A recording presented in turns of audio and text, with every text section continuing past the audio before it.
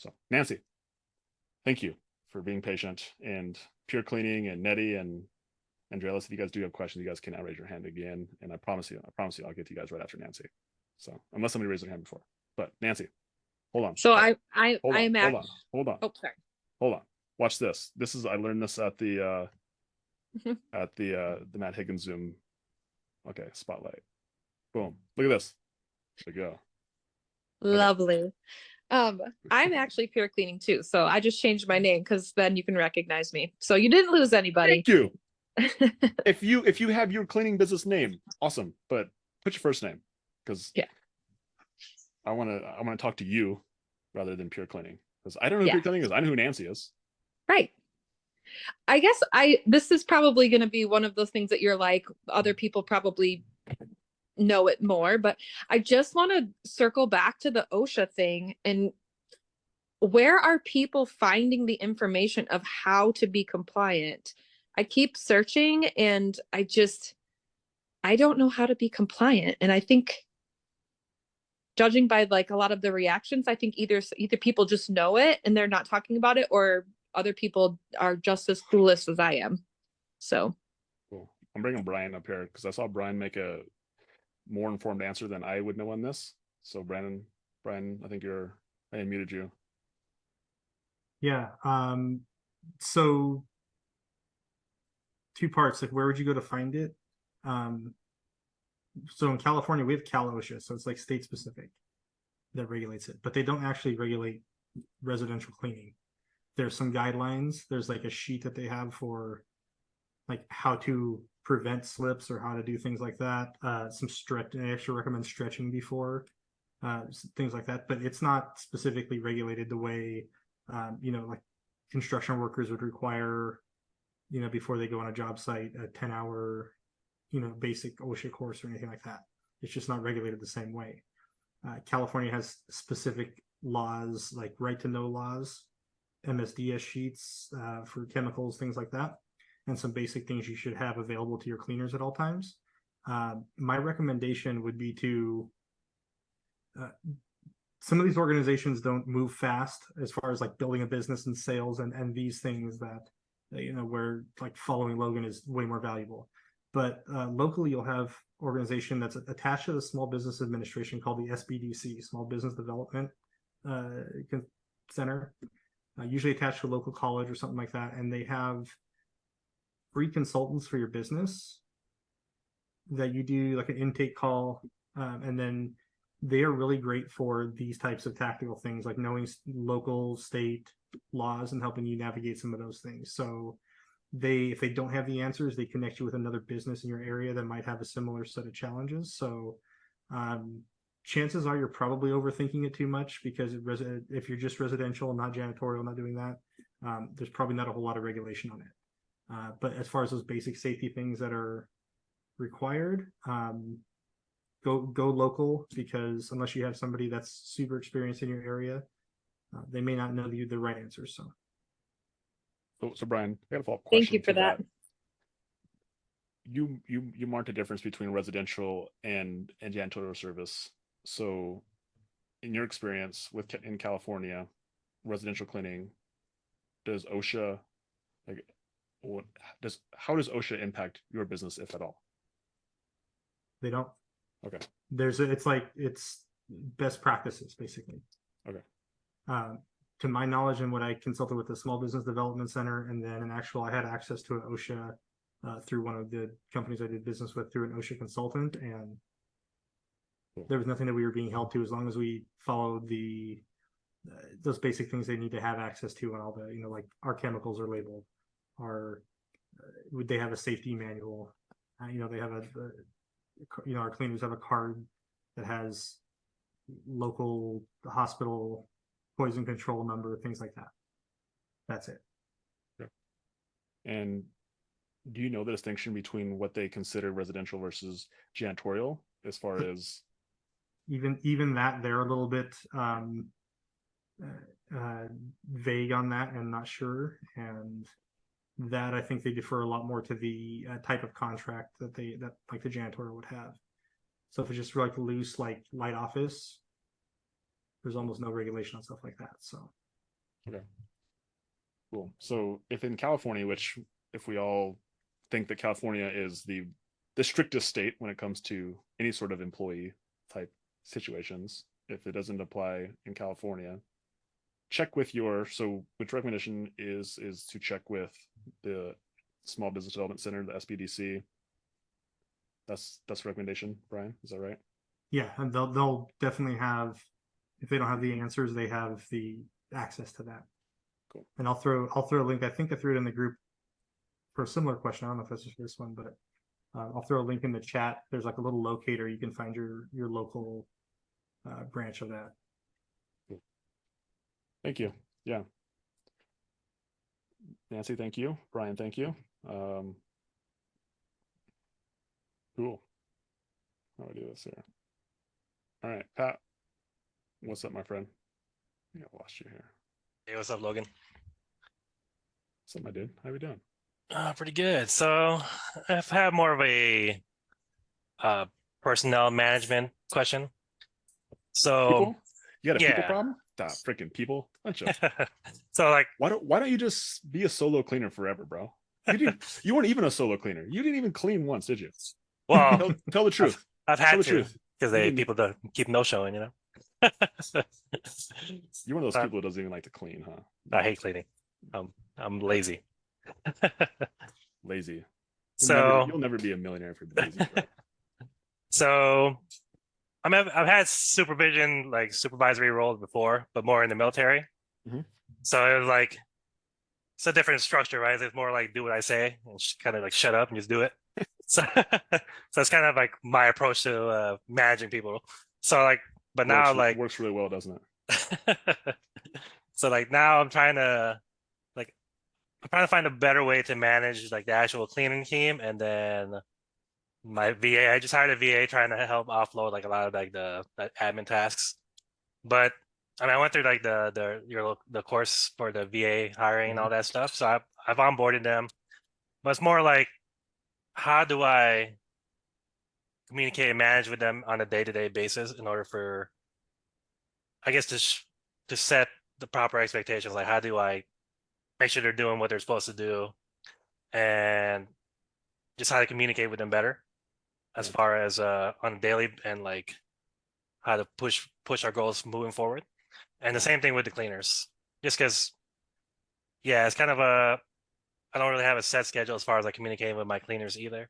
It's kind of just as I see them, and as things pop up, I just like message them randomly. So Cool. Yeah, the best way to influence people is to be a dictator, tell them what to do, rule by force. Yeah, remove all autonomy from people. That's like the best way. I tried that. Yeah.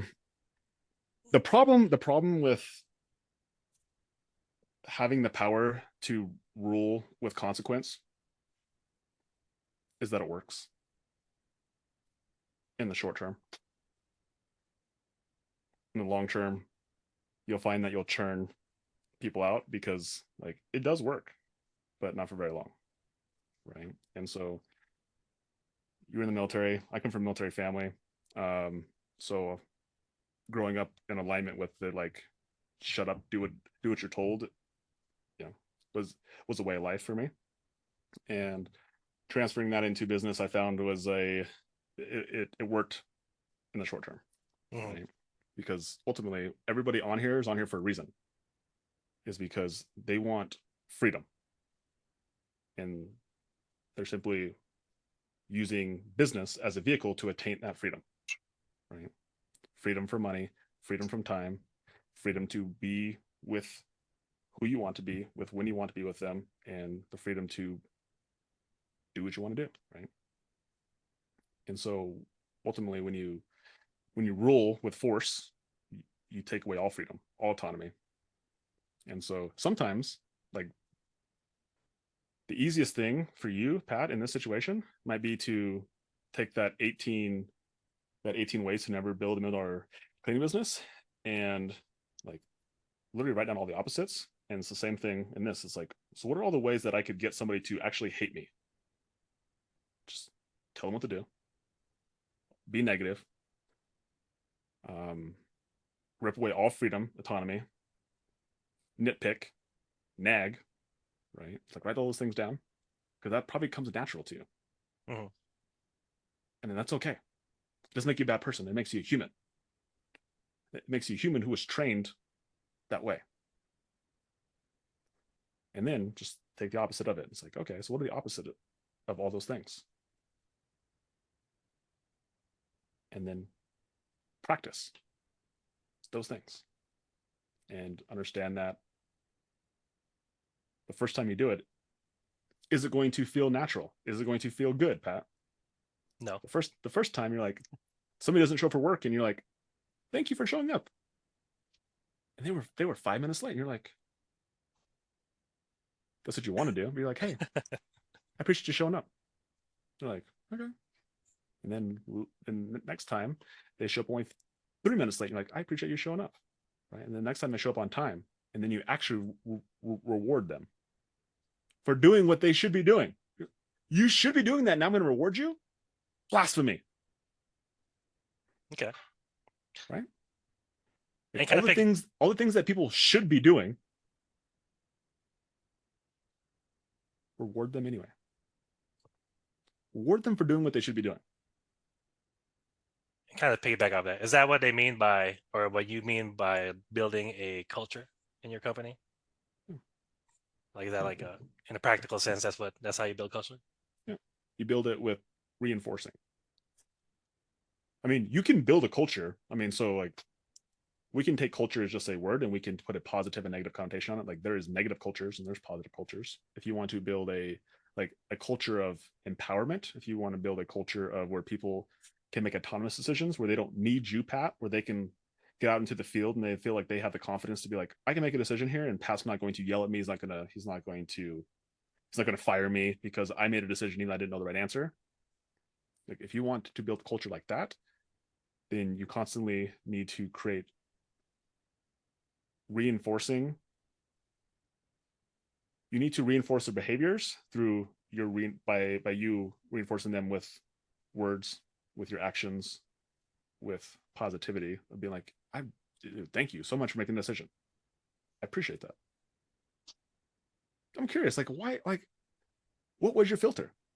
And then they tell you, like, oh, I get it. I get it. So, and then at that point you have a coaching moment there, right? But when they feel like they have they have the space to be themselves and to make decisions, and you have faith and trust in them, they're more likely to do things, and you're less likely to have to babysit, which is truly probably what you really don't want to do. Is actually you don't really want to babysit people. You want them to like be autonomous and to do things and to actually have a business that runs without you. Yeah. Right. Without having to make all the decisions. I think that's what we all want, but when we rule by consequence and we try to like make sure that we keep our thumb on people, we get literally the opposite, where they're just like, okay, massa, what should I do now? Like, can I leave for work? Can I leave for home now? Like, what time should I show up? Right? Can I go to the bathroom? Okay. So I think from a culture standpoint, it's constantly focus on reinforcing rather than ruling with consequences. And a lot of that's going to go against of what you've been trained or what you've done to now. And it doesn't show up in the stats sheet tomorrow, doesn't even show up today. And that's the difficult part about it, is that those type of things, they don't show up right away. And so you actually have to have the faith and the courage and the belief more in what you're doing and the more in the message that you're delivering to the person. And that over the course of time is that it actually is going to pay off. Right? Like it's like planting a seed. Like once you plant the seed, you actually don't see it again. So you're like, is it actually growing underneath there? Like, what's it doing? Because I can't see it because it's buried. But the whole time it's working. And ironically enough, it's actually going down. It's actually going away from the way you want to go. Because when you plant a seed, what you want to do is like you want to see the fruits of the tree, right?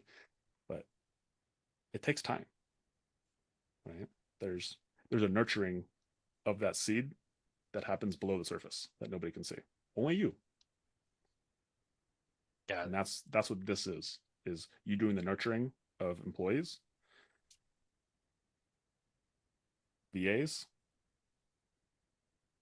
anybody's on your team, and nobody sees it but you until the future. Then people are just like, Pat, how do you do that? Right? It's like positive reinforcing. It's just reinforcing, right? You're always reinforcing. It's like, what are you reinforcing?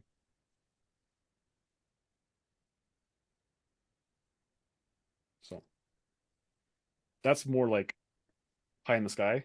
Mhm. Now, your question was directly to the virtual assistants, right? Like, how do you actually manage virtual assistants? Yeah, as far as well, because I went through your course how to hire them, get them on board, Yeah. but now it's kind of like, okay, what do I do? It's Yeah. like I have like a task. I have what I want them to do, but it's kind of just how to implement that. So with virtual assistants, you're going to manage them a little different than you're going to manage American employees from a cultural standpoint, and honestly what their role is. So the VAs will do a really good job of actually being told what to do, right? Like, they are very submissive. They like, you tell them what to do, then they will just do it.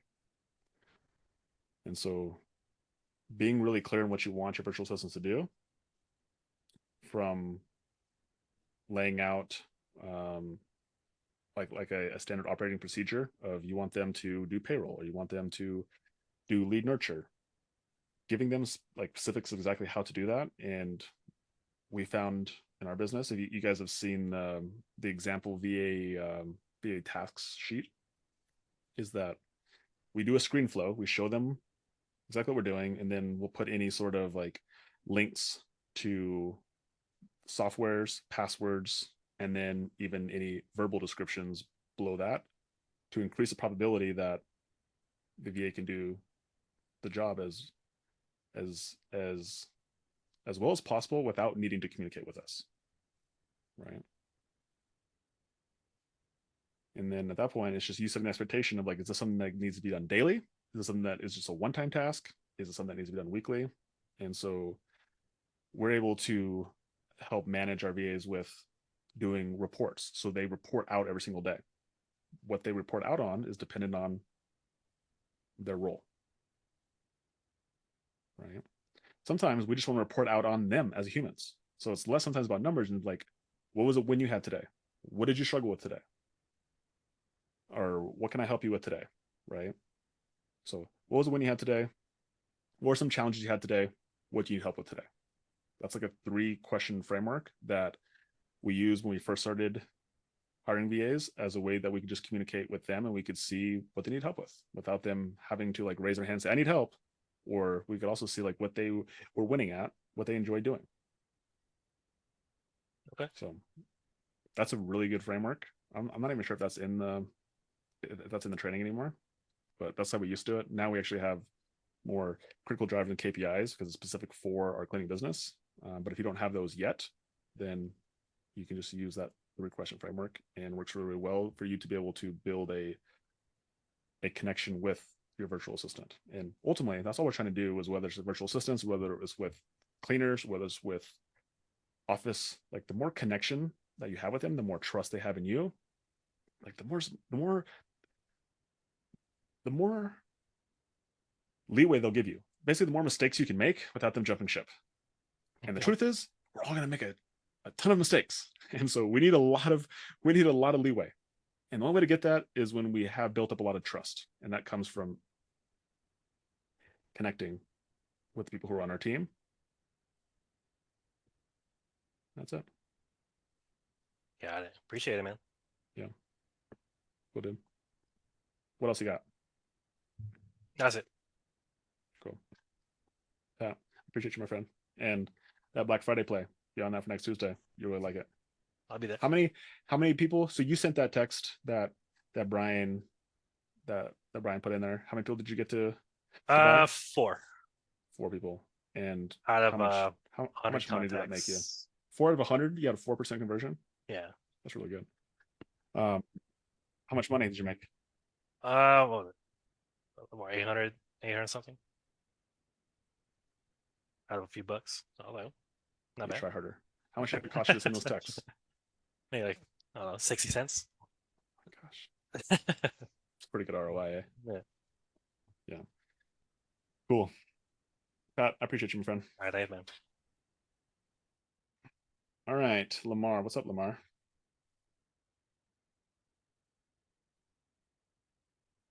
Hey, can you hear me?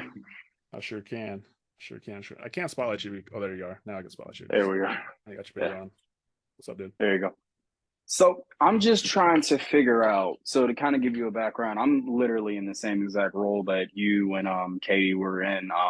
Me and my wife, she does the cleaning. I'm doing the business side of things, the phone Nice. calls, recruiting, all of that. I think I'm getting a lot better. Your wife is Alexis, correct? Yes, sir. Okay, cool. So I'm getting better at the phone call, especially going over all the call reviews. Things are starting to get a lot more comfortable, especially because I come from a long sales background, you know. Cool. Yep. But my biggest thing right now is really just the recruiting and like onboarding process for the cleaners. So really what I'm asking is, what is your like $1 million blueprint to like get the Sparkle bosses? Yeah. Were you on the call last week? I was not. Ooh, bro, I literally like outlined I literally gave the funnel from top to bottom. For the Okay. swing. Yeah. You don't have it, correct? I don't have it. No. Do you know how you get it? I got to make a friend. Make a friend, man. Make a friend or two or three. Right. Get that. So Lamar, after this call, that's your job, is to put in the group or right here. Somebody go connect with Lamar on Facebook. That's the best way. Go make friends. I'll Get connect that with funnel. Tyler. Me and Tyler have spoken before, so There you I think go. Tyler's got me handled. Tyler got you. So that in there will give you the blueprint on how to handle it. So you can see what the blueprint looks like. Okay. Okay. Yeah, that's really what I'm looking for, because I just want to make sure that like the process is smooth.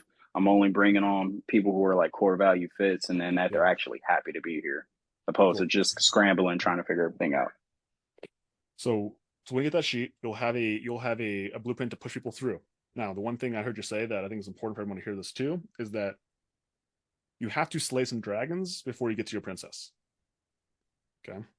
Which means that you will go through the questions. You'll be like, oh, this person's great. Your picker was like, this person's on, and then 4 days into training, they're gonna quit. You're like, Yeah. Interesting. That ain't me, right? Do it again, right? Like you pick somebody, they make it 2 weeks. Like, what? Right? People are terrible. Then it becomes a people problem, right? And it's funny because the person, Tyler, that is gonna be your homie, he made a comment inside our Deck in a Day chat about how the last 4 people haven't made it through onboarding. I was like, that's a signal. It's a signal that you're the problem, right? Which is good. Mm. Means that either your process for picking people are off, or maybe your expectation of what the person comes on versus what they're getting is off. But ultimately, it's your responsibility. And so that hiring funnel, it will help shortcut some of the process, but it will never shortcut the actual work of putting people through the funnel itself. And no matter what, it's always going to be a volume game. And so you're going to need to hire 10 people for you to spit out 2 or 3 people who actually will stick and stay. And then eventually those 2 or 3 people will eventually fall off too, which is the reason why you need to continue to have the funnel going. It's just part of the process. So every single time that you hire somebody and they don't work out, it's awesome because you're one more person away from the person who's going to stick. Okay. Right. So I think from an expectation part, I think that's the best thing I can help you with personally, and everyone else who's listening as well, is that we've had to hire 120 plus cleaners. And right now we have 16 on our team. Like, it's a volume game. And solid numbers though. We suck. We're just trying to suck less. That's it. And you suck less by doing more. That's it. So guess what? You guys are going to suck at hiring people. Cool. It's okay. Suck less. That's it. Gotcha. Right. One more thing. Please. As far as the balance between, you know, constantly pushing the sales and the recruiting, how do you manage that? That's the game. It's the reason why having a big cleaning business is not a normal thing, is because they're like that balance is very difficult, and a lot of our decisions are based on fear. They're based on the fear of, if I have too many cleaners, I'm not gonna have enough work. And then they have too many clients, and now they're afraid to hire more cleaners, right? So to answer your question, is that it is the game, and how we are managing that is, number one, is we never turn off either funnel, but we also understand the math on getting a new client from a speed standpoint. Lamar, how quickly can you turn somebody into a client? 15 minutes off of a discovery call. And how quickly can you get them on the schedule? Shorter than that. Right. So you can get them on a call, or you can get them on a call today, and you can have them on the schedule tomorrow. Right. So your lead time, let's just call it a day. If you're hiring an employee, what is the lead time from you hiring them to when they are generating revenue? They're solo, they're out in the field by themselves. I believe you said it was 15 days. Yeah. So everyone's gonna be a little different. Ours is 15 days. And if you guys are doing employees, you'll probably be in the ballpark. Right. Yep, right about 15 days. So it's 2 weeks. So based on those numbers, your constraint is always going to be cleaners, because you can fill a schedules, like as long as you have a marketing funnel, which is, again, that's a whole nother animal to go down, but as long as you have a way to predictably get clients, you can fill schedules like in a very short period of time. But to have cleaners to fulfill in the work is going to take you 2 weeks. So the answer to that is that if you can put clients on a wait list, or if you have to prioritize, like you always have the client funnel go, or you always have the recruiting funnel going, and knowing that when it comes to cleaners, you hire a cleaner, know that in 2 weeks, like you're going to need to fill their schedule. And so booking people out 2 weeks, having wait lists, those are all ways to keep cleaner schedules full. Another thing that we have been doing as well is offering like our personal homes, our current cleaners' homes, as ways to fill the schedules. If for some reason that they're light, or we can't fill them with clients, as a way to protect the cleaners. You can also just set the expectation with cleaners that, like, it'll take us time for us to ramp your schedules up. But ultimately, it's accepting that right there, and then as much as you can be on the same page with your cleaners and the clients, and like getting this as being like we're all in the same, like all have the same problem together, instead of it being like the clients versus us or the cleaners versus us, or creating like a competition. If we can think about this more as a collaboration, like, hey, I have this problem, can you help me? Right. And something as simple as like, when you have cleaners and they don't have full schedules, collaborating with the clients, I'm like, hey, I have 5 spots on the calendar this week because I have a brand new cleaner, and we're going to offer $50 off. We're going to offer 10% off to fill those. You want one of these spots? Do you want to upsell? Do you want to come back? Are you a lead who's ever bought a clean before? Right. So that's the way you collaborating with your list to fill those spots. Right. Okay. And so I think it's thinking about it from a standpoint of collaboration, and understanding that there are these 2 funnels, and if you can figure out how to get them so they help each other out, then the whole business can grow. But that is the game, and it's a dance, but we got to be dancing together, because when we're dancing, when one person's dancing the cha-cha and this person over here is doing the jitterbug or whatever it is, like it looks real funky, right? And ultimately we get this nasty looking dance. So yeah, it's the challenge. That's how we're approaching it. Is we have people in charge of both sides, and we're getting them to collaborate, and to be able to know that, like, when one side needs help, the other has the opportunity to serve the other side. So okay, thank you. Cool, dude. Appreciate you. Go hook up with Tyler. And oh yeah, Tyler's on it. And he's already sent it to me. Anybody else who wants that, go make a friend. Go make a friend inside this group. All right, Lamar. Thank you. Yes, sir. All right, Andrelis.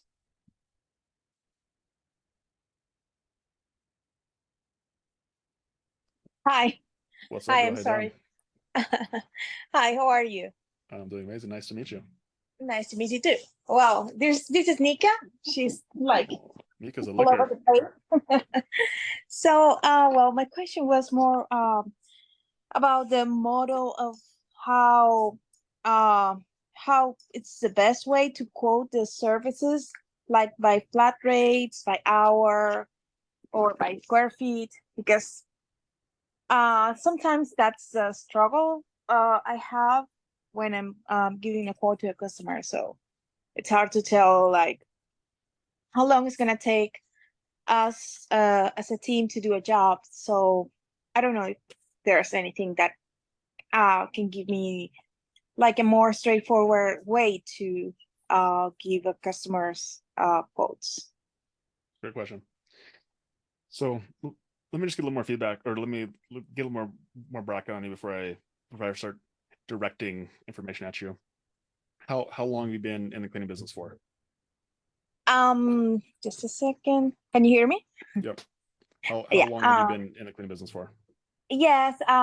Like house cleaning. Just this year. We used to. We had this business in Panama. We started in 2018 with carpet and upholstery cleaning. We moved to the United States like 4 years ago, and we just restarted the business, and we added the house cleaning service and the janitorial service. But sometimes I'm getting a hard time to quote these services because I know the process and I know how to clean a house, but I don't know how to give like a structured price. Like, Cool. yeah, it's nothing like in 5 minutes I can get a quote ready. I have to like take a look at the place and then estimate how long would it take, how many people, and it's like a full-time job to do that. Yeah, it's a great question. And next question I have for you is, are you in the masterclass yet? I started to watch some videos, but I Okay. haven't gotten all the videos yet. So Okay. I saw that you had like a per hour model, but I still have doubts about how to put it in place. Like when I try to give customers like prices based on time, they say, well, you can do this cleaning in 2 hours, and I'm like, well, no, it takes more because of these and these and these. But when you give them by the hour, they underestimate always. Like Yeah. it should take less than that, or if we do it like in a shorter time, so they feel like we inflated the price. So it's kind of tricky. Have you seen the initial clean calculator that's inside the masterclass? I think I saw it. That's an Excel sheet. Yeah. Yes. So it's all based on square footage. And so if you could just tell me your square footage of your home, then with a couple more questions, I can basically give you an estimate of your home, and without having to tell them it's going to take us 10 hours or 15 hours. Your home is you're on mute again. You're on mute. Okay. Yeah, that makes sense. Yeah, so- and the other side is well, right now my team is like my family, but we need to start hiring people. Mhm. So when paying people to do the job, it's better to do it by the job, not by hour. So Yeah. we need to make sure that we're covering every task per service, and the customers are getting charged accordingly, and the cleaners are getting paid accordingly too. Yeah. That makes sense. So if you go into the masterclass, there is a initial clean calculator on there. Inside the video, there's a video explains how the calculator works. But in there, you give me your square footage. You basically get a feel for how dirty the houses, you put them in a tier, and it's all based on a per square foot or a cents per square foot basis, depending on what type of clean it is. And you can give an estimate, right? Which means that, and this is something that we have recently started to do because we've been using this calculator now for a little bit of time. But if the estimate comes up to like a 1,700 square foot home and it's a general clean, and we rate it as a tier 1, the price on the calculator is $437. That's what it says. Like, we estimate this because this is sight unseen. We estimate this between $400 and $500, right? And you just like set the expectation on the front end. Like, this is sight unseen. I'm doing this over the phone call, and so like you basically just get a heat check to know, like, is that even in their budget? Is that something that they're willing to do? And if they are, cool. It's like, okay. And if this goes over $500, then I will let you know. But outside of that point, you have a window that they've agreed to, and if it comes out at $400, then charge them $400. And if it comes out at $500, charge them $500. Right? Okay. But so then at that point you just give your cleaners a window, so you know that equates to an hourly rate, which on the calculator it's about 6.7 man hours, right? For us, for example. So that means that you tell the cleaners that they have between 6 and 7 man hours, which means if it's 2 people doing it, that they have, you know, between 3 and 3.5 hours. Like, that's the window. So stop at 3.5. If they get done before that, that's fine. Okay. Perfect. That's great. I'll take a look at that. It's you just setting the expectation with the client. That's really all it is. And like you saying with confidence, and that's where this calculator, like, it's less important what this number says, but it's important that you have a framework to work off of, that you can say, hey, it's gonna be about between here and here. Does that work for you? And then they'll give you objections or they won't. And they say, no, you know, I'm really looking for something within the $300 price point. Okay, cool. Well, based on that, we can't clean your entire 1,700 square foot home. So do you really want the whole home cleaned, or are you more concerned about your budget? And then they tell you one of the two things. They say, I'm actually really concerned about my budget. Okay, cool. So we can't clean the whole 1,700 square foot home for $300, but we could clean some of it. So what parts of your home are you okay with not getting clean? And they'll tell you. Cool. Okay. And now you're able to service the client, and you're able to now cut from 6 hours down to 4 hours or 5 hours. And you just don't clean a piece of the home that they didn't want clean because they're more concerned about their budget. And then but that's like one example, but most people, they just want their house clean. So they'll just pay the money. Okay. Thanks. Cool. So is that helpful? Absolutely. Yeah. Okay. What else do you need in order for you to feel confident to give somebody a confident answer over the phone? Are you quoting over the phone? I shouldn't assume. Are you quoting over the phone?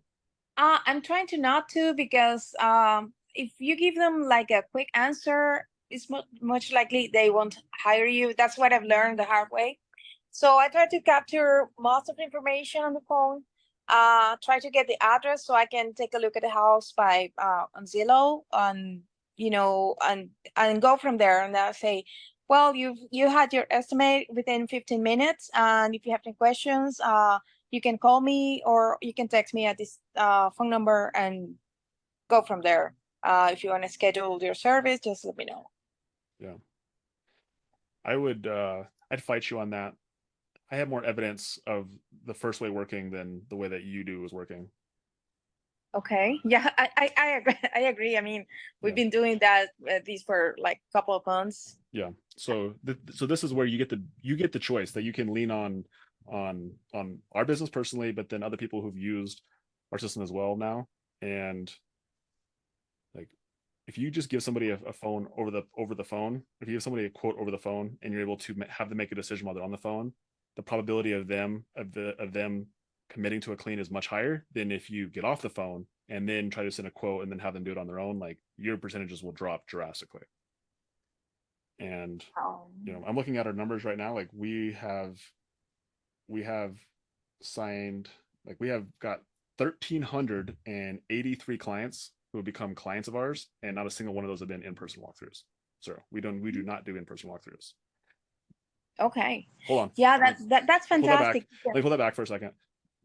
We have started doing like small office cleans, Mhm. and we've done a couple office cleans where we've walked it because we do not know anything about office cleans. So outside of that, so 1,380 clients. So the 3 clients we have as office cleans, we have all done phone calls, 100%. Okay. Yeah. So I think the key factor is knowing your prices, because if you're not, Yes. that's what I felt Correct. like. I'm not confident on my prices, so You're right they about feel, that. yeah, so they feel that I'm not confident. So either I'm higher or lower than expected, and they just say no. Yeah, it's less okay. So this is my experience of seeing my team do it, and also working with other cleaning businesses, is that it's less important what the price is, and it's more important that you're confident in the price that you're saying. Yeah. So that's why, like, using this calculator and you having it in front of you, like while you're on the phone call and looking at it, and like, okay, so you say your home is this, and you said that you have this many pets, you have this many humans, your carpet is, you have this much of your home is carpet, and you have these pain points. Is that correct? And they say yes. Like, okay, cool. So based on what you said right there, the quote I have for you is gonna be between $400 and $500. Does that work for you? And that confidence to be like, okay, like this is why they're giving me this number. They're not just like, yeah, you know what? This person sounds rich. Let's say $600. Let's see what they say. Right? It's like, no, I'm saying this for a reason. Right. And then Yeah. you say, does that make sense to you? So you're asking for a rebuttal. And they're like, no. Okay, cool. So Yeah. can I tell with you what the next steps are?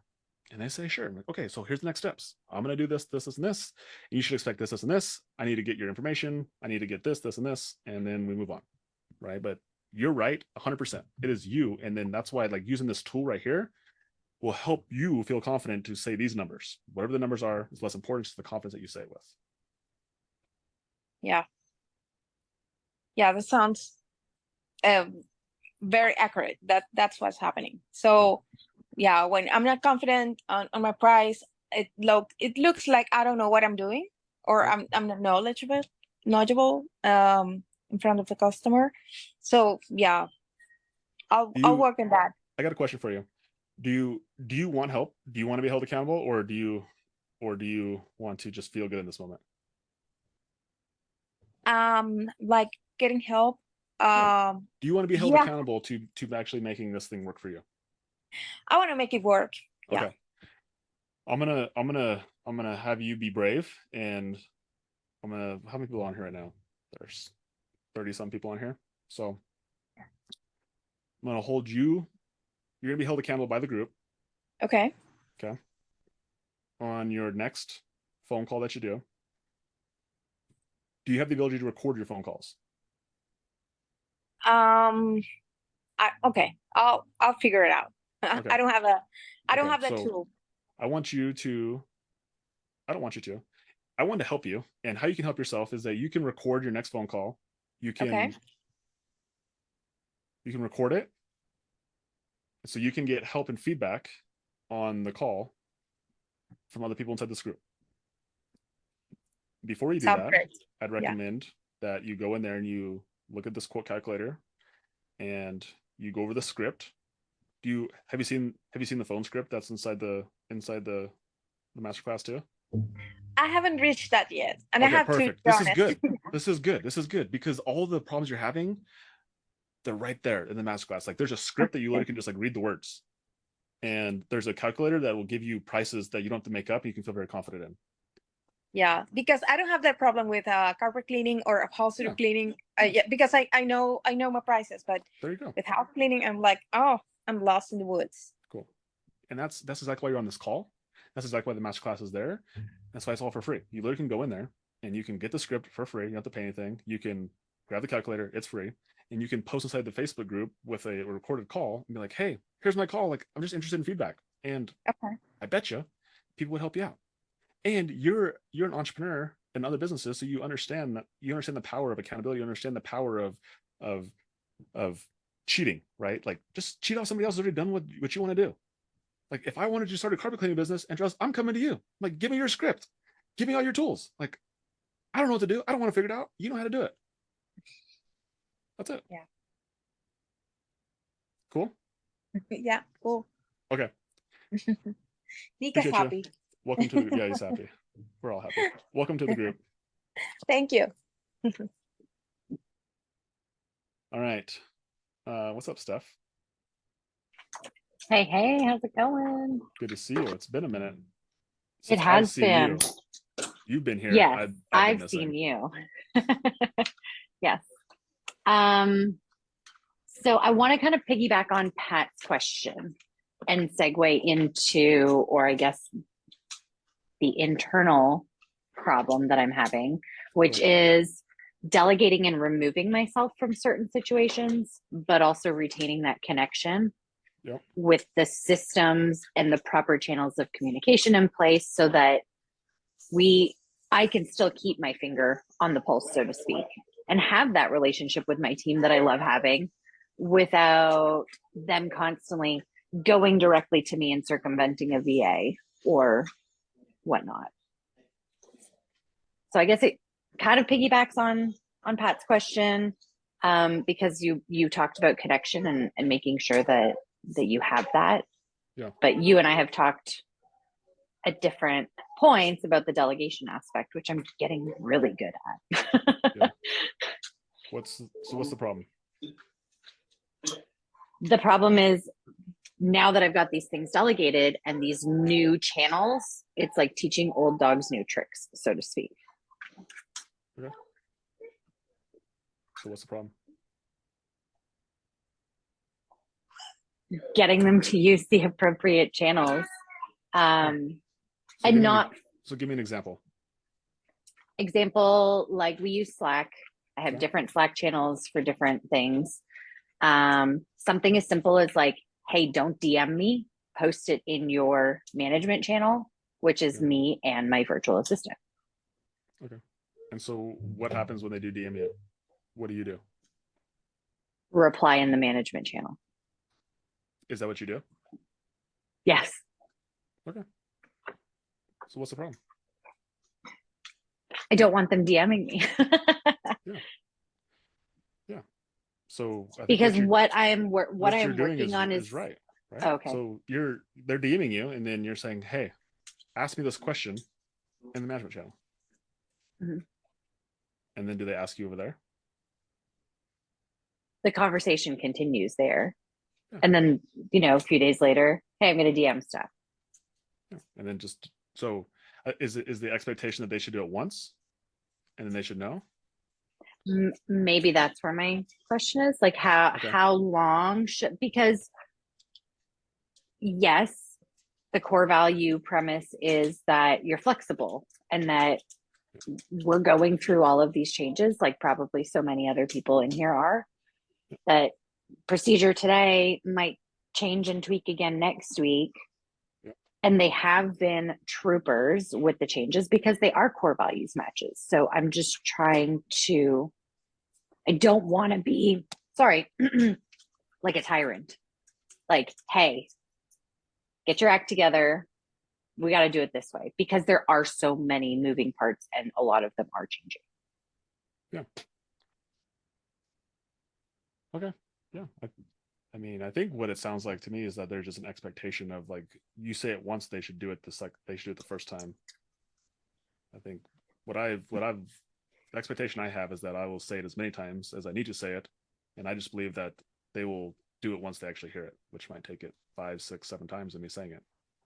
Like you said it 100 times to yourself. You may have said it a couple times to them, and they have still not heard it yet because they're obviously not doing it. Like, are they doing it intentionally? Are they just trying to piss stuff off? Are they like, I'm going to DM stuff because I'm really going to piss her off? Like, Right. Is that their intention?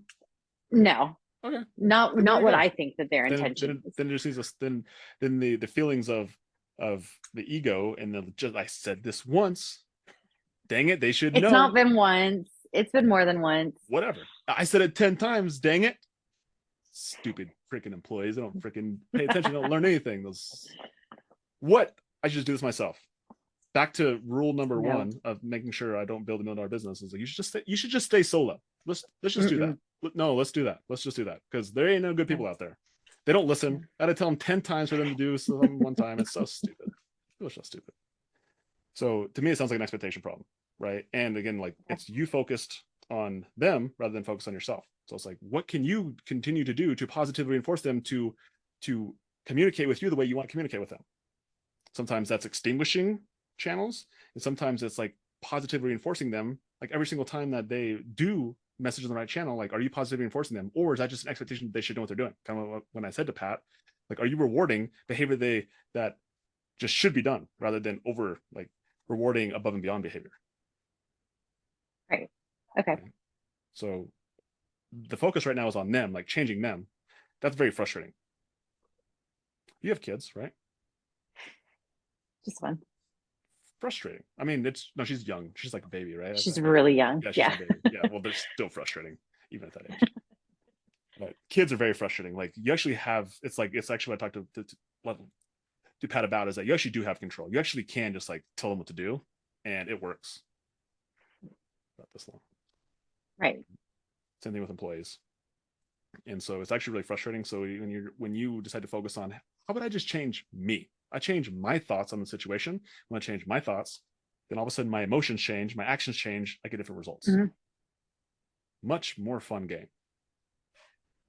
So this whole situation is you focusing on them. It's like, they're not doing this. It's like, well, what are you doing? What can you do? How do you encourage? How do you reinforce the behavior that you want to have happen? Are you reinforcing them, or are you being a dictator? Are you creating consequences? Are you creating an environment where it's No, I definitely take the approach of reinforcing, because consequences and dictatorship doesn't get people anywhere really. Yeah. So just be mindful of also your energy in this as well, because if you have these thoughts and you have these feelings, most likely your actions are following. That's something to be conscious of. It's not that I sit there and I'm like, oh my gosh, like they're doing this. It's just like, okay, how do we figure out the way to go through the proper channels so that I can do what I need to do and have the support team that I have in place do what they need to do, and everybody gets a response in an appropriate amount of time. How are you positively enforcing them going through the correct channels? They love the like emojis and stuff that pop up in Slack that you like tag comments with. So they get that from me. And then just conversations at our team meeting. Yeah. Okay.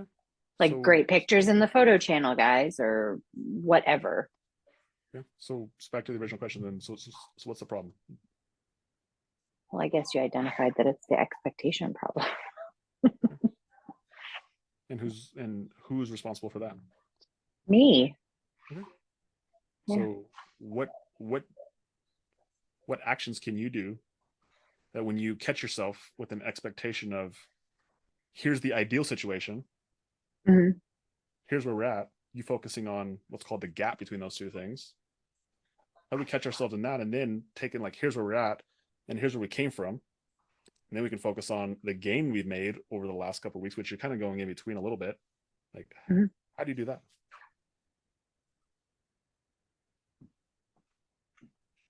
Okay. Does that make sense? Mm-hmm. So this is something that I was chatting with the Deck in a Day group with. And have you heard of Dan Sullivan? Yes. Dan Sullivan. So hold on. Hold that thought. Babies probably. Just babies always ruining things. Oh, as for this. Oh yeah, the Who Not How book. There you go. So yes. So that's a great book. Which he didn't even write, actually. Isn't it great? Like that's the whole point of the book. That's why exactly. Why it's like, it's amazing. Alex did his book launch, like using all the things from Leads, is like how Dan Sullivan wrote a book they didn't even write. Yeah. He's the author. The co-author is the one who actually wrote the book. So funny. So I've been implementing a lot of that. I'm going to talk about it in that book, but they have another book called The Gap in the Gain. Okay. And every entrepreneur on here, you don't have to read the book. I'll just tell you what it is right now, right? I'll just shortcut the process for you. The Gap in the Gain is what me and Steph are talking about right now. It's we have an ideal for somebody else or for us, irrelevant. We see where we're at. We're measuring the gap that we have between us and where we want to be, this arbitrary ideal. Sometimes it's perfectionism, sometimes it's a revenue amount, sometimes a profit amount, whatever it is, it's an ideal. Okay. It's not a real thing. And we get entitled, we have an expectation, we get frustrated because we are in the what's called the gap. But like everything in life, perspective, there's always another side of the coin. Heads and tails, positive, negative, night and day.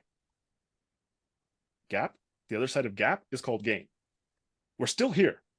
The situation still remains the same. But now we're measuring from where we started. How far have we come? All the progress we've made, all the momentum that we've done, all the challenges and obstacles that we've overcome. And we measure from where we started to where we are now. It's all about the gain. Right. And then that creates an environment for a positive emotion. Positive emotions create positive actions, positive results. And so when you're in the gap, it's not a matter of if you're in the gap, it's just like, how many times are you in the gap in the middle of the day? That's really what it is. And it's your job to catch yourself in the gap and go back to the game. Going back to the games. Like, how far have you come? How far has your team come? Like, and even when I started prodding you started going back a little bit to the game of like, well, they're doing these things. Like all the things that you absolutely. And so it's spending more of your time there than in the gap. Because the problem is here. The situation is just a situation. But you will create problems if you continue to stay in the gap, because you will focus, because your energy will be negative, and you will. And what you don't have as opposed to where you've come. Yeah. Yeah. So that's the concept of the gap in the game. Beautiful. I recommend it, but ultimately that's all it is. If you want to save yourself 5 hours, like, gap in the game. That's it. Got it. Thank you. Appreciate you. You too. Is that it, Steph? Do you got anything else for me? No, that was it. I appreciate it. Okay. Yeah. Good to see you. you. Now. Nice to see you too. All righty. Marie. Oops. That was Marie. That spotlight. Marie, what's going on? Hi. Thank you for having me in the group, by the way. I'm fairly new, and this is my first call. So thank you. Well, first off, I have been in a coaching program for like the last 6 months that I've actually been paying a lot of money for. So thank you for offering these resources for free. But that being said, I am kind of going back and forth trying to see like what makes sense. And just the quoting over the phone is completely different from what I've been taught so far. So I am trying to get used to that quoting over the phone as well. I am using the calculator. I had to like create more lines because the houses that we clean in this area are a lot of times bigger than whatever this goes until like 50, 200, 500 square feet. Nice. So I had to just keep expanding. But you said to give them a price range over the phone. Yeah. So what range is that? Like, isn't it just giving them the one slot where they fit? So we just started doing this. So again, this is the evolution of us using this for years. And we are now, like, for instance, if we go to a home, I'm looking at the calculator now, and let's say it's 2,400 square feet. And so look at the calculator, it's an initial clean. It's a tier 1 on the sheet. It would say it's 874, for example, right? In the past, we just said it's 874. What we found by doing that is then it basically put us in a box of, like, if it's higher than 874, then we got to call the client and we have to say, hey, this is actually a lot more work than we thought it was. And if it came in under, then we just kind of felt like we were not ripping them off, but like we basically got the better end of the deal, I guess, for lack of a better word. And we have seen now with using it, setting expectation on the front end that it's a range. We see the 874, we're like, you know what, it's going to be between 850 and 950, or even like a bigger range. Like I think our sales gal now, she does like a $200 range either way. So it's like, it's between 674 and about 1,074. That's just based on what we have. Based on the numbers you tell me. Again, this is sight unseen. It starts the conversation, it sets an expectation, and then from there it's basically like client, tell me what your thoughts are on that. And then based on their feedback, like, yeah, Okay. that's fine. And so we found that if we set a better expectation on the front end, then we have less complaints, we have less mad clients on the back end. Right. And it also sets our cleaners up better too, because our cleaners aren't the ones, like, they're just showing up. And so our goal is, if anything, to quote hire, just to give our cleaners enough time that they can do a good job. And if they have to leave early, cool. Then we can always charge the clients less. It's easier to charge the clients less than it is to call them and say, hey, we gotta charge you more. Okay. And then what do you say when they call, they're just inquiring about pricing, right? You give them the initial cleaning cost and they want to know, and how much would it be if I wanted to do every month or every 2 weeks? Do you give them the price right away? No. I know you said in the training, I've watched some videos, you said like to kind of hold off on that until after the initial cleaning, but like when they're persistent, like give me an idea. Yeah. What do you say to that? Yeah. So I always go to the, like, why are you asking me to marry you on day one, girl? Like, we just met. Like, let me just clean your home. Let me just clean your home. You want a recurring service after this? Is that what you're asking me? Right. And they'll say yes. Cool. So here's how we do it: is like, let us do your home first. Let us get into your home. Let us clean it. Let us see if you like us and we like you. And then after that, if you want a recurring client, if you want to recurring cleans and we think that we can actually serve you, we'll hop on another call and we'll get that squared away. But for right now, let's just focus on getting this first clean done. Does that sound fair? Well, can you just give me an idea? That like I have people like just keep asking for it's a to great give question. them a general idea. Yeah, it's a great question. And so with this initial clean, we're estimating between 650 and 1,050. So, it's going to be less. Like, it's going to be less than that, because obviously the initial clean takes a lot more time. We're in there a lot longer. How often are you thinking that you're going to want it for? Like every single week, or every other week, or once a month? Every other week. Every other week. Yeah. So every other week. Yeah, I would say that every other week. You said your home is how much? Is 2,400 square feet? Yeah. So Yes. I would say it's going to be between, 550 and 650, somewhere in there, right? It just depends on what you want clean, how will we do on the first clean, and we can always adjust the price just based on what you actually want clean. That sound cool? Yes. But now hold on a second. Are you actually looking at the calculator? 550 for biweekly cleaning? Yeah. I was just looking at it from a general clean standpoint. Oh, yeah. So I guess it would be like 260. Yeah, she's like 2 to 300. Sorry. Yeah, I was looking at the wrong one. 2 to 300. Okay. So that work for you, right? And then they say yes, and then you got to go back though. So, okay, cool. So, so for this initial clean, I got you down so somewhere between 650 and 1,050. What was your timeline for wanting to get started?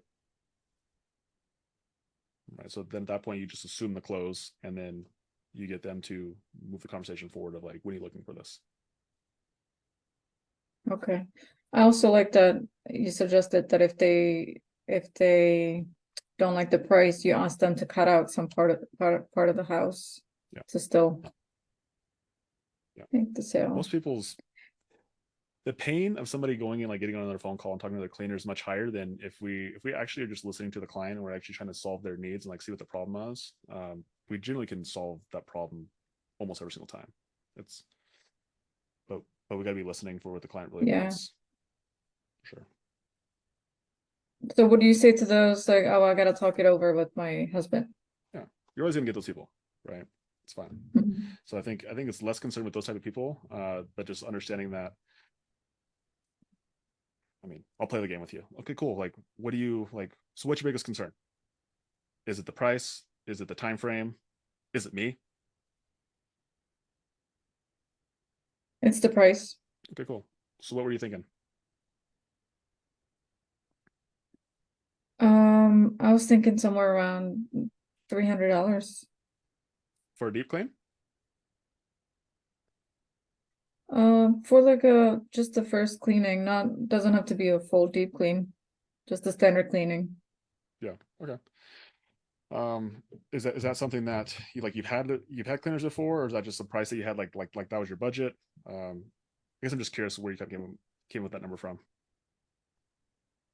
Yeah, that's what my previous cleaner charged. Okay, cool. And then why again did you say that you're not using your previous cleaner anymore? It moved out of the area. Okay, cool. Yeah, so as far as as a general clean, I mean that price point would be okay. We'd work it. We generally like to do a deep clean when we come into a house for the first time, just so we can like set the house up for consistent long-term success. And I'm sure that your cleaner, if she's using it every 2 weeks, then like she's got it to a place where it has been maintained. And so like that's always our preference, is that we come in and do deep cleans. So it's more expensive up front, but then after that, it's definitely much cheaper. Does that make sense? Yes. Cool. Yeah. So, I mean, either way, it's your decision. We can do a general clean, but that's just our preference to do a deep clean. So, but the choice is ultimately up to you. So you can do a general clean for $300? Yeah, I'm trying to think what it is here. So, general clean, it would be a little bit more than that. I would say it's going to be like in that probably 450 to like 650 range, somewhere there. But Okay, well yeah. that's a bit higher than I was thinking. Yeah, and I totally understand that. Obviously, you were coming from somebody who was cleaning your home every week, and once we got down into maintenance, my quote for you would actually be less than that. It would probably be like in the $200 to $300 range. So it would just be for that first clean that it would be a little bit more expensive. But after that, on the recurring side, it might be even less than what your current cleaner is charging. Oh, they charged me $300 for the first deep clean, and then it was $150 every other week. Oh, I see. Yeah. Was she a solo? Was she a solo cleaner? No, there were like 3 girls that were coming to my house. Oh, interesting. Yeah. I mean, yeah, if you can find that person and they can show up and they can be reliable, like you should go with them every single time.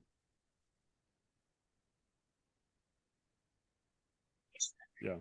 Hey, hey Logan. I'm sorry to interrupt. Can I share something that I've read in a book and it's actually worked for me before? It doesn't work every time, but it's worked for me before. If not, I'll go back with you. I'm sorry. Oh, you're good. Go for it. All right. So I read it's a Grant Cardone book called Sell or Be Sold. Um I heard you say something about like what they said they need to talk to their husband or wife, something like that. In the book I read, he was, and it made a lot of sense to me. It's like most of the times that's just like a smoke screen, and they're not really certain about something. Like maybe you didn't make them feel comfortable, or maybe they're trying to, they had some sort of doubt. Of course, they could just be trying to be cheap too. But he basically said, ask them, well, what would they might say? What do you think they might say? Or what do basically what would be their objection? Because it's really their objection. Whatever answer they give you is like they say, oh, my husband might say he's not sure about X, Y, and Z, something like that. But it's really their concern, something they're not sure about. So you could address it there. They might say, "Oh, we're not sure. He wants to use someone. I'm not sure if he wants to use all green products or something like that." But really, she wants to make sure you're using green products. So you could address it right there, like, man, we do use green products. This is just an example, but that's what I got from the book, and it's worked for me before. Still did. But I just wanted to share that. That's awesome. I think ultimately whatever you use to overcome objections, you basically want to get to, you want to isolate what the actual problem is. I think that's ultimately like whatever overcome it is that you use, it doesn't matter which one it is. Like, what's the actual problem, right? In this case, the problem is there's an expectation between what our previous cleaner was versus what we're charging. And like sometimes we can overcome that, and sometimes like if you can find someone who's that much cheaper, then go for it. Like, do your thing, girl. Like there's also a place to be like, not every single person is your customer. Like, we are not running solo prices. I just feel like I'm getting a lot of that.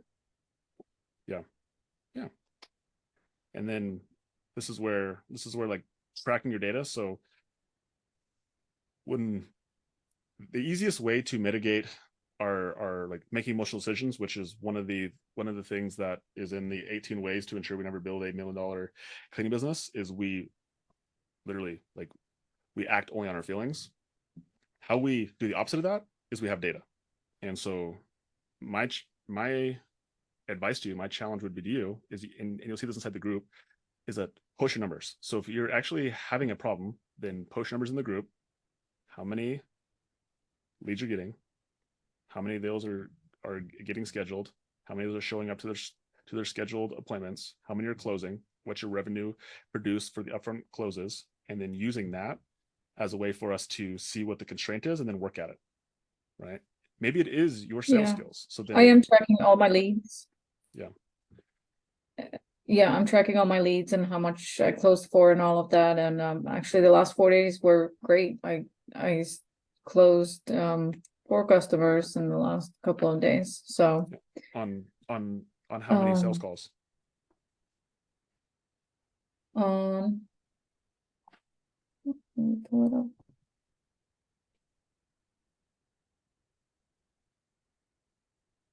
I had 5,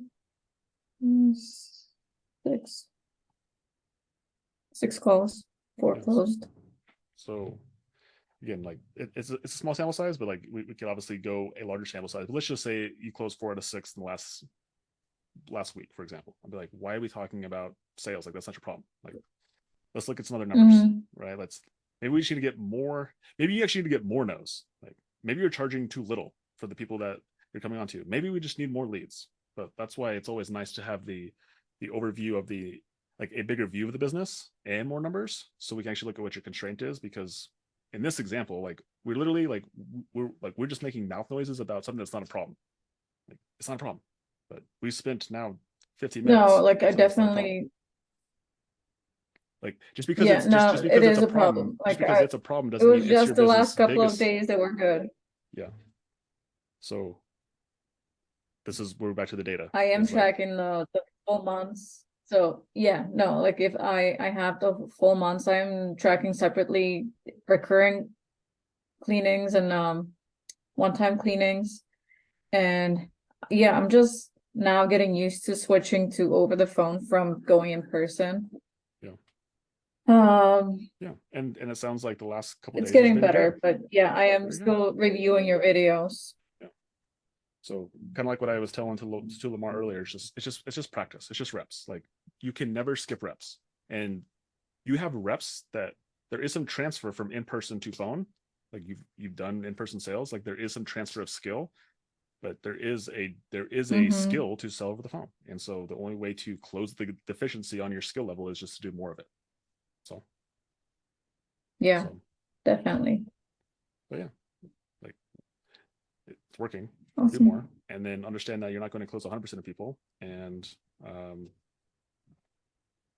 back to what I talked to Steph. I think this will help you a lot, Marie. Is just also understanding the gap and the gain in sales. Is that we could sit all day and you could focus on the 2 that you didn't close. Like, we could sit there all day. I'm like, there was 2 people I didn't close. Let's focus on those 2. Or we're like, hey, what did I do right with those 4 that did close? Like, what are some things that worked here?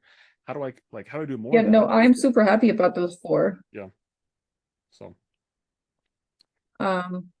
there's definitely like last month was a terrible month for me. But so like right now, the last 2 days, I'm just happy that it's going the way it is. But there's definitely more that I need to Well, need I to want to make sure practice. that Yeah. that you got value from this. So like tell me what questions do you need, or what question do you need right now, or what do you need in order for you to like, okay, like this interaction was a positive interaction and it helped me This helped move me forward. because I feel like I keep getting asked the same questions over the phone. You know, like I am trying to just quote the initial cleaning and I constantly get asked like, but give me an idea about like how much would it be after, or just the objections about the price for the initial cleaning.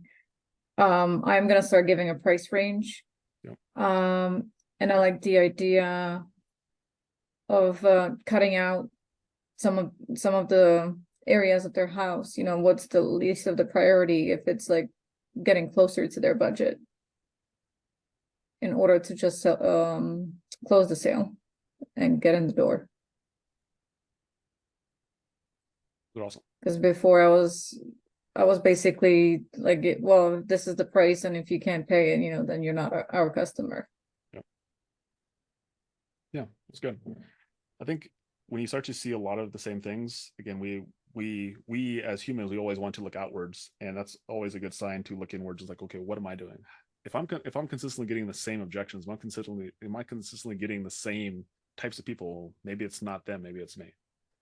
And so being able to, number one, know what you're looking for is important, but then going back and like doing call reviews on yourself and like listening with the ear of trying to coach yourself rather than trying to just be right, that's like an ego thing that we all have.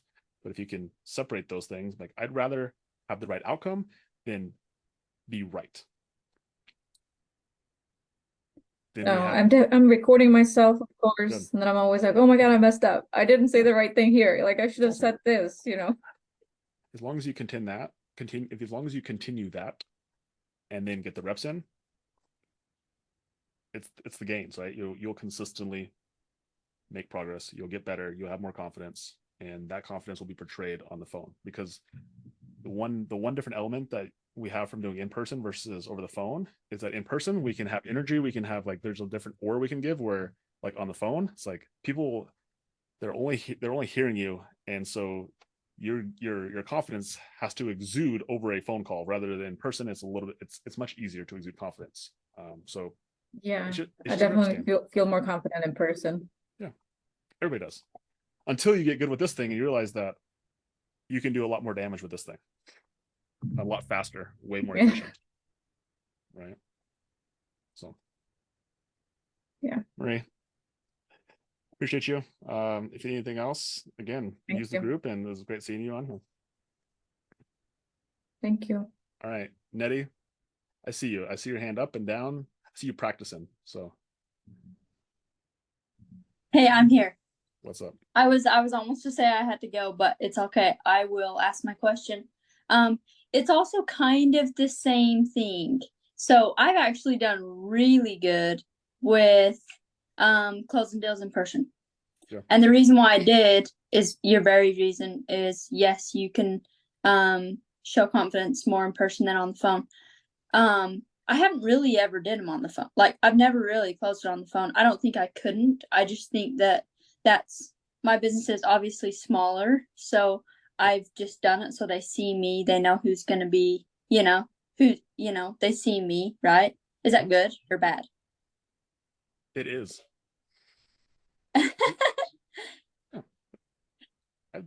So let me ask you this. What is like, how old is your business? I think I remember seeing your post in the group. It had good engagement. How new is your business?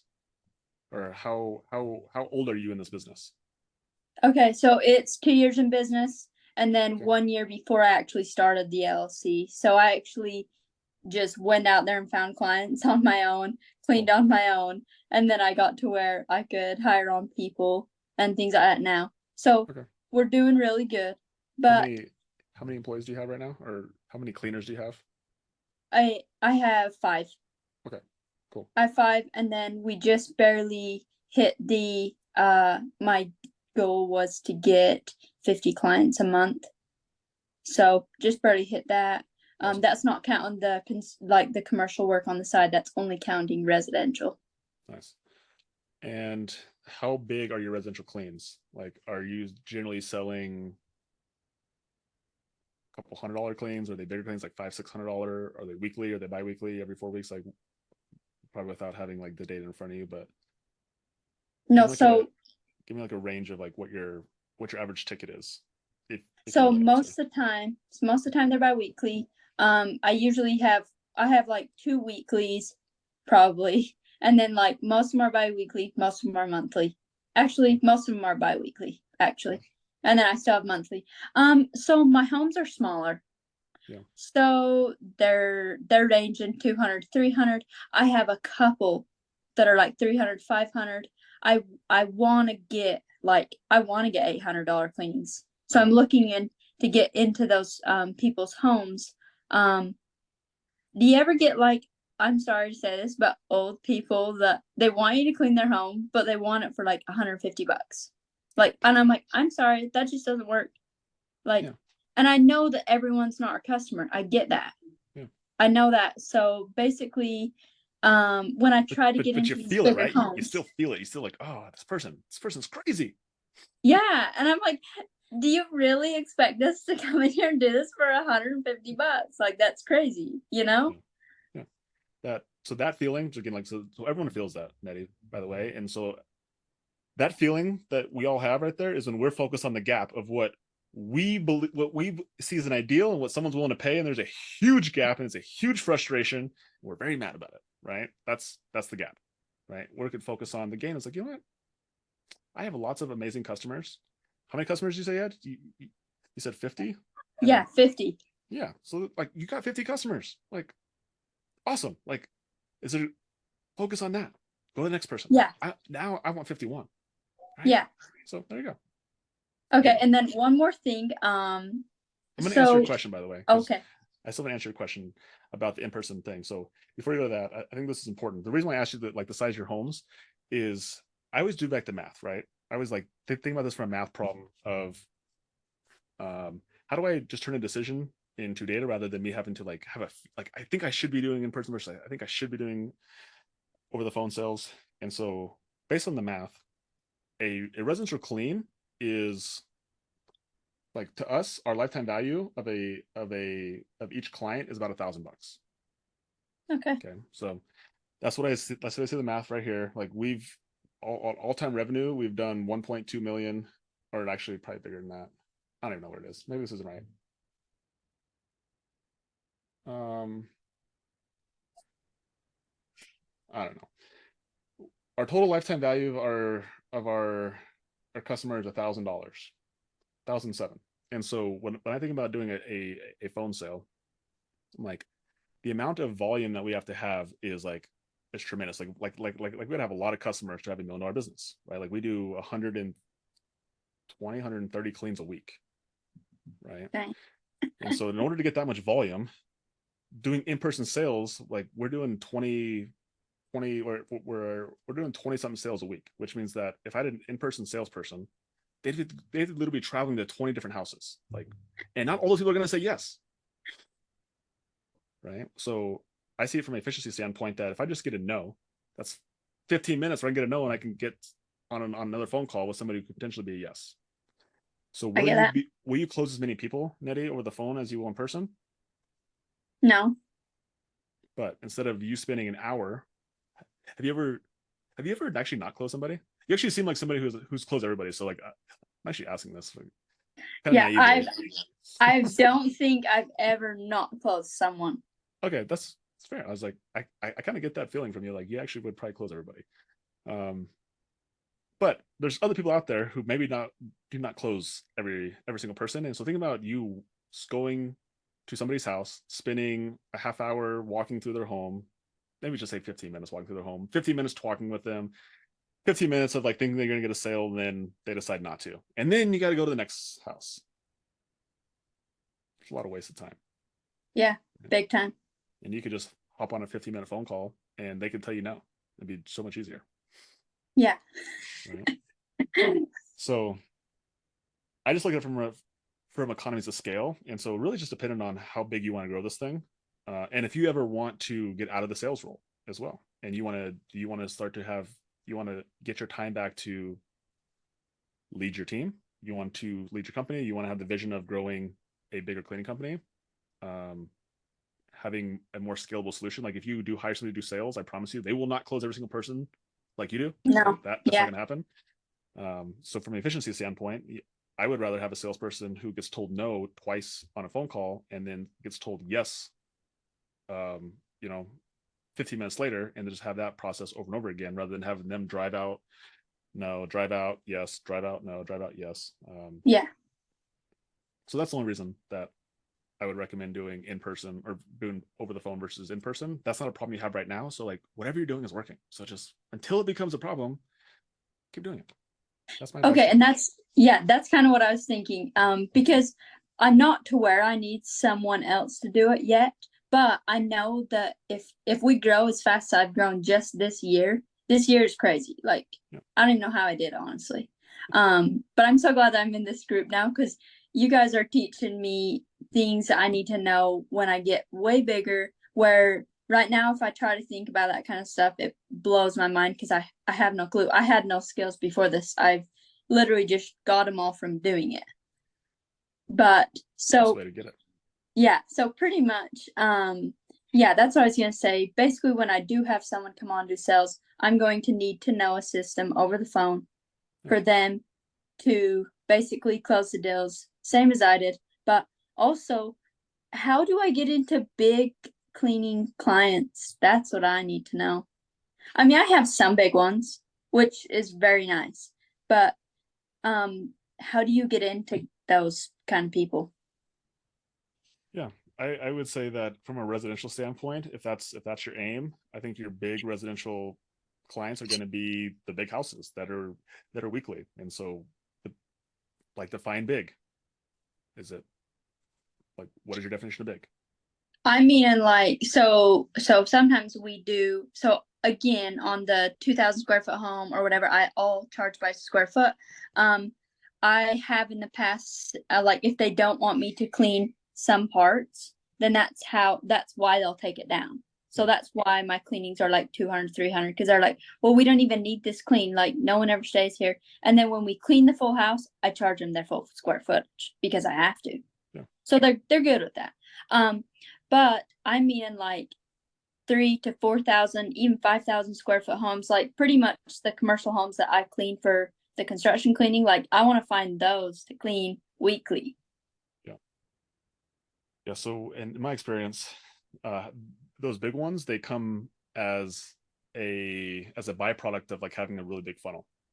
Right? Okay. So we have a huge funnel. We market, we spend money on advertising, which is maybe something you haven't done yet. But as you continue to grow your business and you grow your cleaning team, in order to predictably be able to fill their schedules, you'll have a marketing funnel that you'll invest into. Preferably every time you put $1 into it, the dollar goes through it and it comes back out and it gives you $2. And you're like, yeah, you put $1 over here in the business and you put $1 back into marketing again, and then you do it all over again. You continue to accumulate clients, new customers, and money over here. All right, hold on, we got to mute Jose. It's crazy. And so, with that being said, like you cast a huge net, and from there you'll get some of these. Jose, okay. You'll get a lot of $200 cleans, $300 cleans, $400 cleans, right? And then occasionally you'll get some of these whale clients, right? They're looking for huge move out cleans, looking for post-construction cleans. Maybe they're looking for consistent weekly or bi-weekly cleans, right? We've been even getting commercial, like small office, really is what it is, like restaurant, small offices who saw our advertising and reached out to us from those. I think one of the biggest cleans that I've recently seen is like a move out clean. It's like a 34-hour move out clean. It's a huge house. It's like an 8,000 house. Like, I don't know the math on that. It's like 34 times 6. So like those just like, they're more of a product of you just marketing enough. Yeah, it's like a $22 clean. Yeah. So it's more of just a product of like just like always like putting yourself known rather than as a specific strategy. So it's a 1,000 BB strategy rather than a silver bullet strategy. Right? Yeah. Everybody wants a silver bullet. They want, what's the one thing? It's just like 1,000 BBs, just like spray out, and then all of a sudden these things start coming in, and all of a sudden you get this big one. You're like, see, I'm good, right? But it's not. It's just volume. Just Yeah. volume. Okay, so would you say I do a lot of construction work.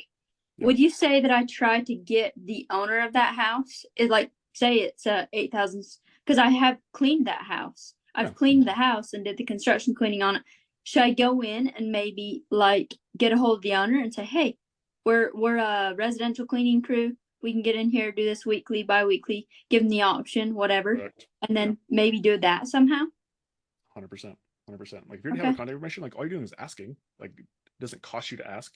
Like if you can just remove your ego and accept 9 no's to get 1 yes, then do that as much as you possibly can. Yes. Yeah. Okay. That's another thing I was gonna say. Because I feel like we're doing really good.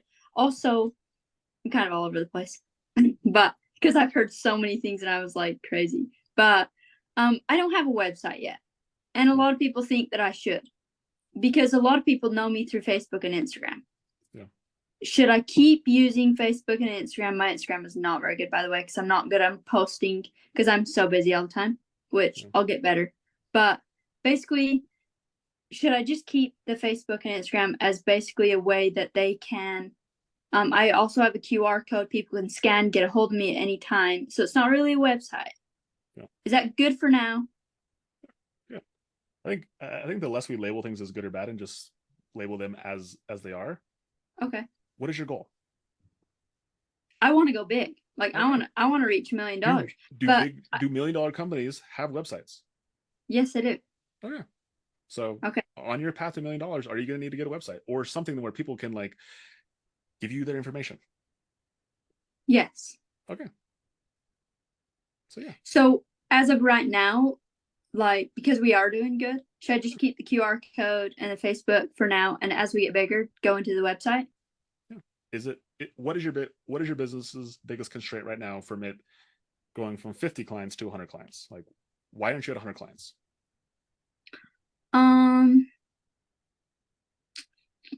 I don't really know. Basically, probably because I'm not out there enough, honestly.